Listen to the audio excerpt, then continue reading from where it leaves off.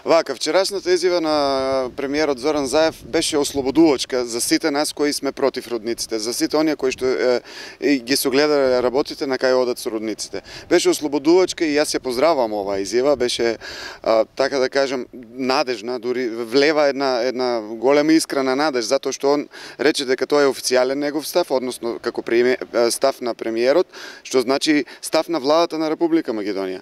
Така да ја поздравуваме но за да дојде таа изјава да биде како да кажем да биде во пракса применета, треба да видиме и некои други чекори, освен оваа изјава. Значи, прво и основно треба во тоа што пред малку спомнавме во програмите на сегашните кандидати за градоначалници да го има тоа прашање и да го видиме ставот. Друго, треба да видиме конкретни мерки кои што ги превзема владата за да тие рудници не суштествуваат на овие простори. Ако сакаме ние да живееме, овие рудници не треба да ги има.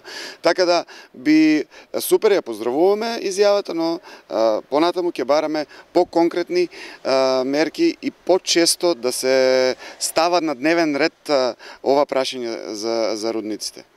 Па видете вака, во моментот тоа е најбитното прашање. Се друго, ако се дозволат овие рудници да работат, се друго паѓа во вода, затоа што очигледна и евидентна ќе биде штетата од рудниците.